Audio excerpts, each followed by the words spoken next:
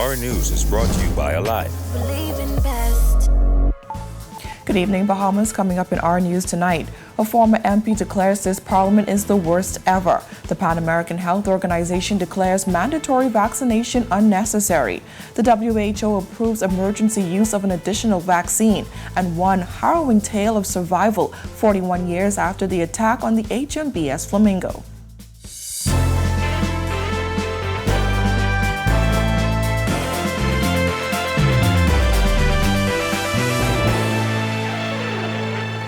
Welcome to our news and thanks for joining us. I'm Georgie O'Bain, topping news tonight. A former member of parliament calling this parliament the worst in decades, stating that too many members lack basic knowledge of the Constitution. Former Exuma MP George Smith calling this parliament the worst the Bahamas has ever had. Smith's scorching comments came on this week's episode of On the Record with host Jerome Sawyer. Smith did not mince words when asked about the current state of government affairs, especially this week's fiery House sittings. Well, I believe that today, this is the worst House of Assembly we have had since we started the system in 1739. We have elected to people. We've elected to Parliament in the very recent elections people who have never, for instance, read the Constitution of the Bahamas that came into force on the 10th of July 1973. They are not familiar with many of the laws, that the penal code and a couple other laws that impact the lives of Bahamians on a daily basis. Former House Clerk Maurice Tynes says the inexperience of some of the members became apparent this week as he witnessed the blatant disregard of House procedures. I saw yesterday where the Deputy Speaker named the member and didn't go through the process. If you name a member, the Speaker then has to get the Leader of the House to move a motion to ask the member to withdraw from the service of the House for a period of time. And when that motion is put, there is a vote. There's no amendments or anything. It's just a clear vote.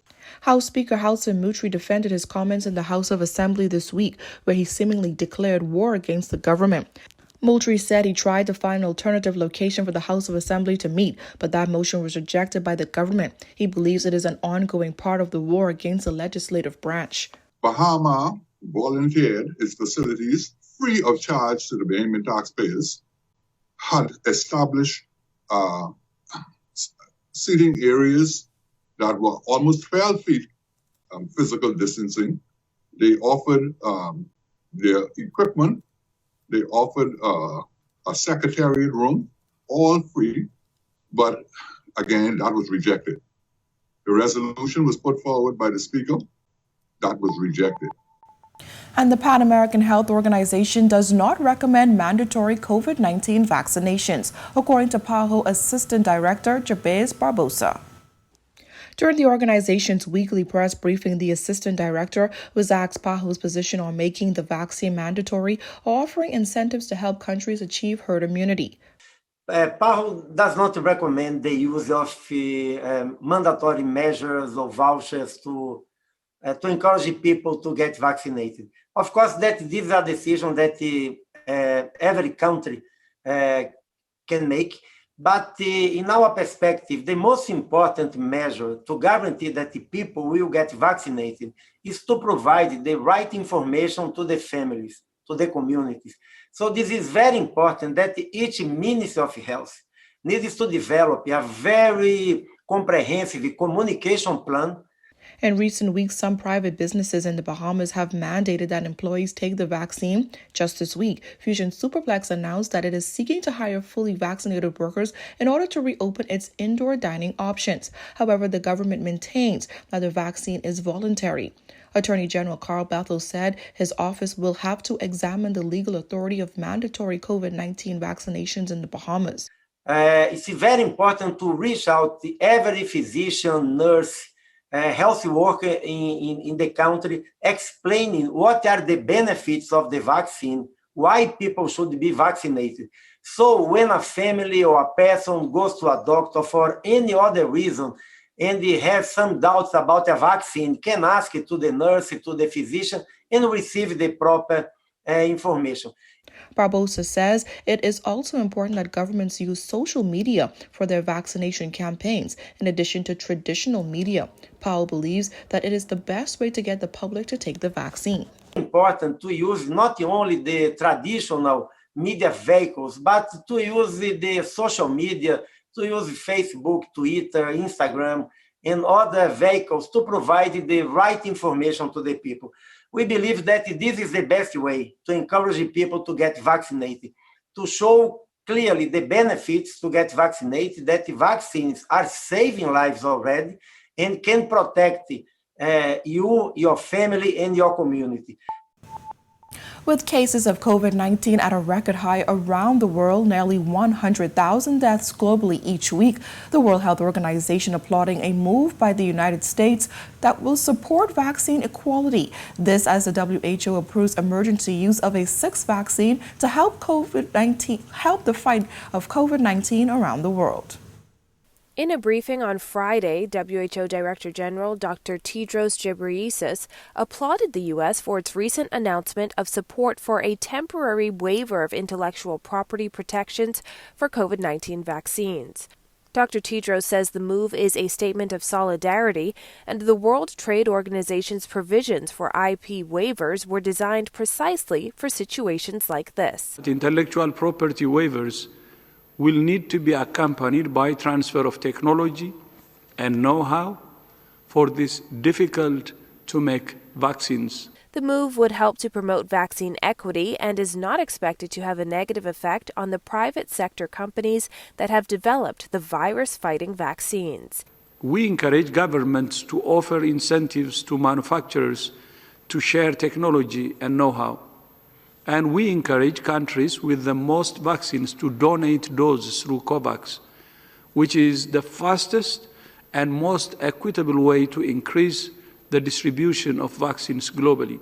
Dr. Tedros says the WHO continues to explore every avenue to increase access to vaccines globally. This afternoon, WHO gave emergency use listing to Sinopharm Beijing's COVID-19 vaccine, making it the sixth vaccine to receive WHO validation for safety, efficacy, and quality.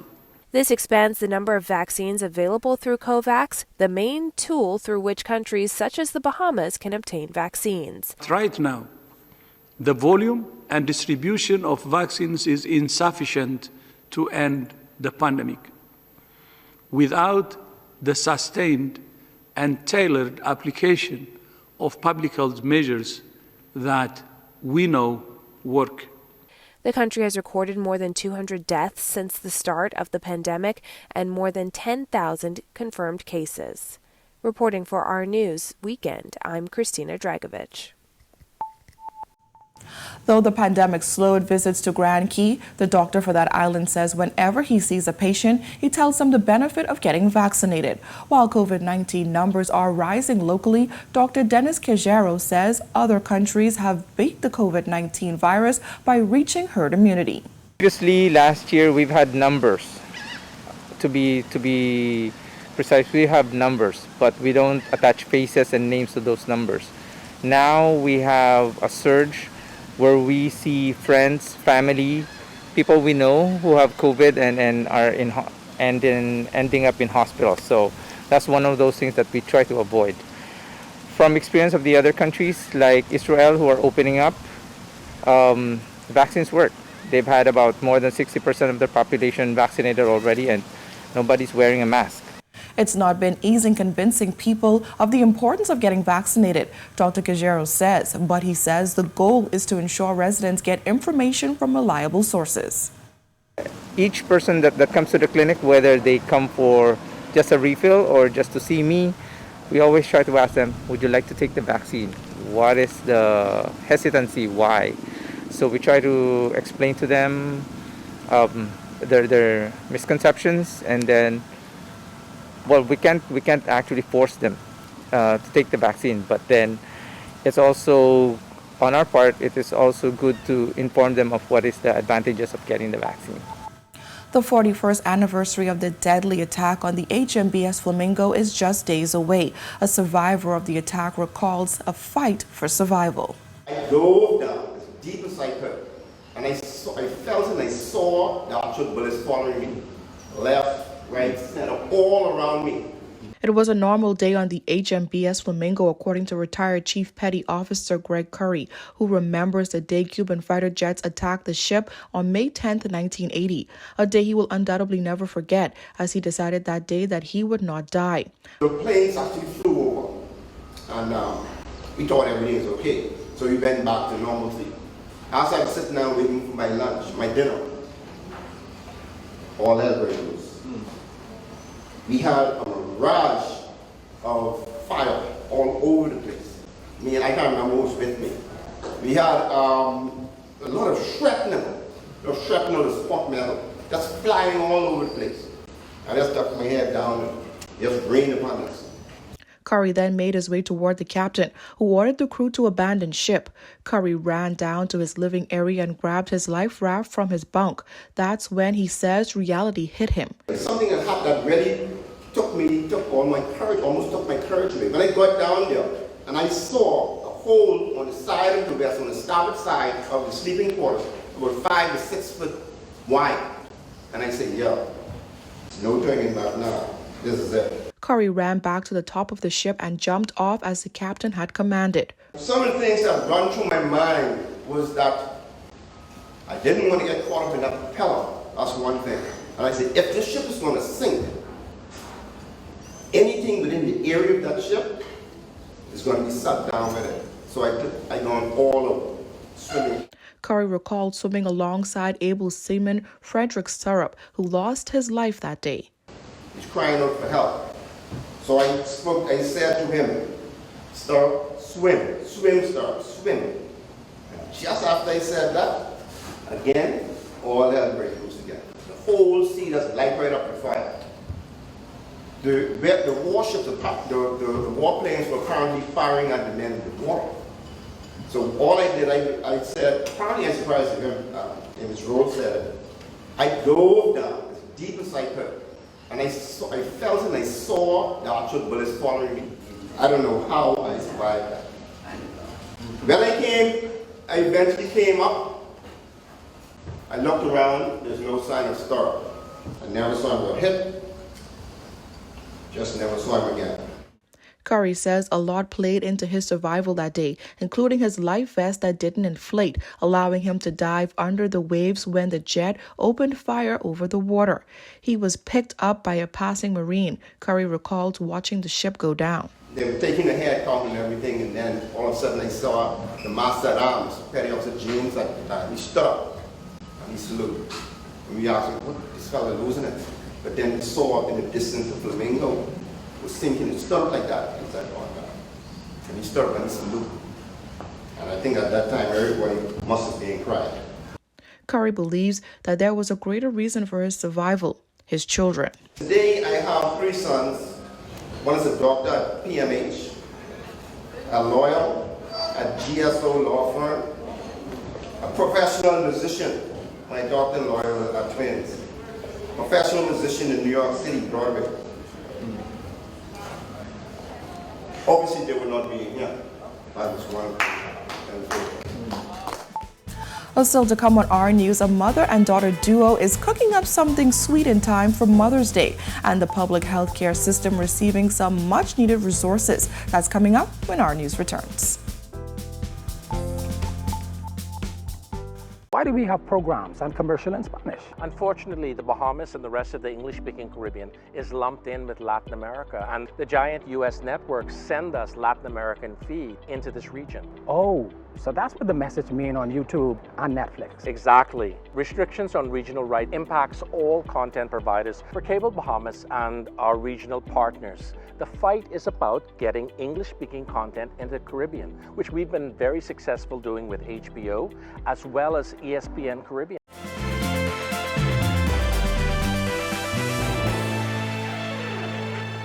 You're watching our news. Welcome back. What started as just a love for chocolate turned into a sweet mother-daughter business. Tonight, our Jillian Gray takes us into the Bootleg factory, where a mother-daughter duo is cooking up something sweet.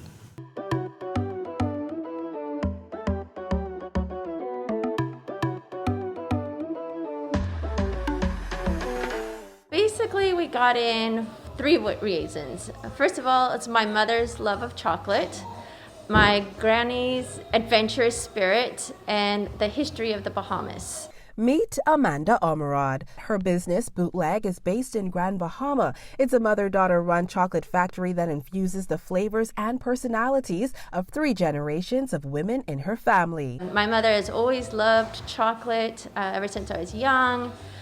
She always was a good cook, and then she, in 2008, actually ended up, after visiting me in France when I was there for a year stint, fell in love with the chocolate shops. So she went to Montreal to study with Calabo, which is one of the largest manufacturers of chocolate in the world. And so she took that love, and we decided to bring it to the Bahamas. And then with my granny, we named the chocolate shop Bootleg because when she was young, she actually lived in the West End of Grand Bahama during the Prohibition era. So this is a little nod to her adventurous spirit. From mixing to pouring, baking to decorating, Ormerod infuses artisanal chocolates with Bahamian flavors. Like many businesses in Grand Bahama, the twin disasters of Dorian and the pandemic kept Bootleg closed for more than a year. But Ormerod says she used the break in business to pivot and create some pretty unique chocolate. Throwing caution to the wind during our already kind of crazy time, we decided to go ahead and pivot the business model to make our chocolates more available to Bahamians, and came up with the line of the chocolate bars. So we started doing kind of came up with the concept. I did all the research and the marketing and the design during COVID, and we launched our first Bahamian chocolate bar in November of 2020, just when everything started opening up after COVID. Those chocolate bars are in several stores in Nassau, Exuma, Abaco, and Harbor Island, and are only rivaled by their popular ice cream sandwiches. And of course, I couldn't be in a chocolate factory and not taste the chocolate. I started with the gully wash ganache and made my way to my new favorite, guava. I do love the hand painting on it. It's very unique. It makes each one of them kind of look like your own little unique work of art. Yeah, not one is alike. That's okay, for so sure. I will have this one since I scarfed down the gully wash. Oh, and I also have a little bit of a dark chocolate gold pepper if you're feeling adventurous. Oh, wow.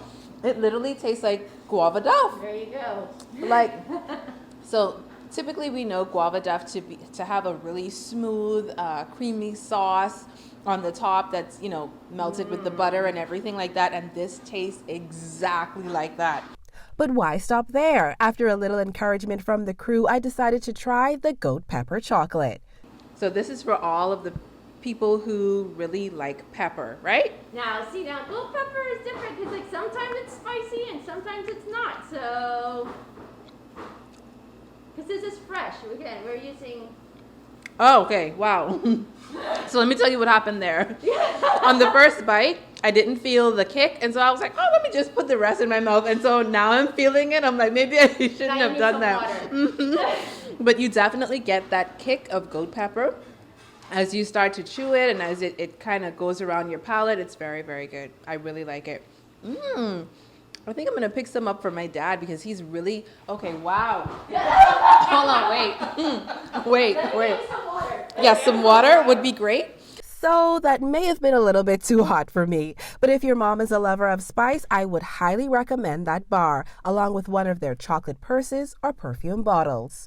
So whether your mom wants something sweet or spicy, come down to Bootleg to get her a fashionable, savory treat. Reporting for our news from Grand Bahama, I'm Jillian Gray.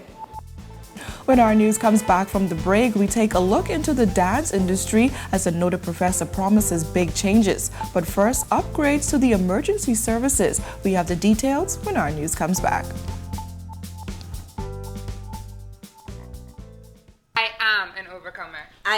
an overcomer. I am an overcomer. And you? You are an overcomer. I know because you have endured and persevered through so many of life's biggest challenges.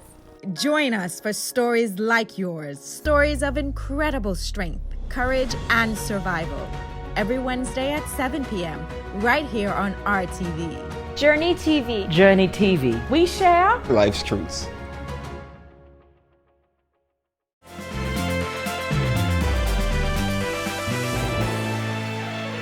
The Public Hospitals Authority has acquired 7 new ambulances and an $816,000 investment. PHA Managing Director Lerone Burrows says that some of the aging vehicles will now be retired and replaced. Additionally, it is our intention to continue to phase out existing vehicles as they reach the end of their usefulness, ensuring that our emergency medical responders are equipped with the most current, technologically enhanced tools available. The ambulances were commissioned Friday and have some pretty cool features, including LED warning lights, an aerodynamic roof and spoiler design, and an aluminum cabinet structure for better durability. The interior surfaces of these new ambulances have been coated with Crest Clean, an antimicrobial coating which prevents and protects all interior surfaces from growth of bacteria and destructive microorganisms, enhancing safety for patients and EMS professionals. I am sure that our NEMS staff appreciates that the acquisition of these new emergency vehicles is evidence that your hard work and your commitment to provide the highest level of pre-hospital care is both noticed and valued. After more than 3 decades of dancing, Dr. Ann Higgins has no plans of slowing down. She began as a dancer in a casino, but after giving her life to the Lord, she started a journey of pioneering liturgical dance in the Bahamas. Dr. Higgins is an author and world traveler who says that she will promote dance wherever she goes. She's starting by ensuring that the next generation of dancers are equipped to compete internationally. It's very important that us as dancers and dance leaders who leading children in the arts, that we professionally raise them up and properly so that we can give them an avenue, because we're not going to be here forever. We have to make the way for them. And that's what I love about the art. I just want to make the way for all those who are going to follow me, because I'm not going to live forever.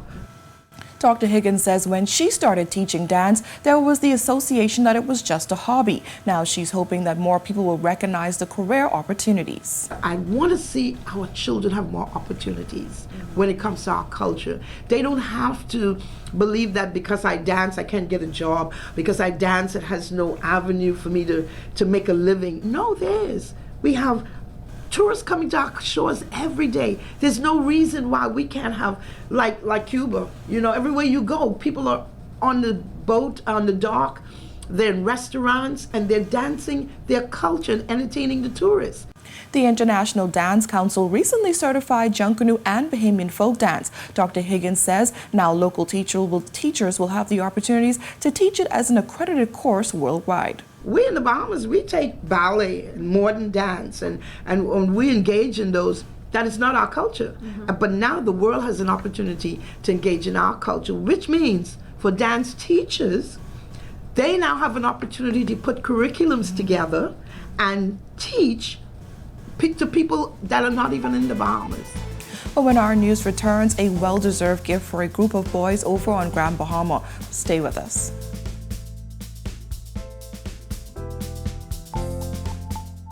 Why do we have programs and commercial in Spanish? Unfortunately, the Bahamas and the rest of the English-speaking Caribbean is lumped in with Latin America, and the giant US networks send us Latin American feed into this region. Oh, so that's what the message means on YouTube and Netflix. Exactly. Restrictions on regional right impacts all content providers for Cable Bahamas and our regional partners. The fight is about getting English-speaking content into the Caribbean, which we've been very successful doing with HBO, as well as ESPN Caribbean.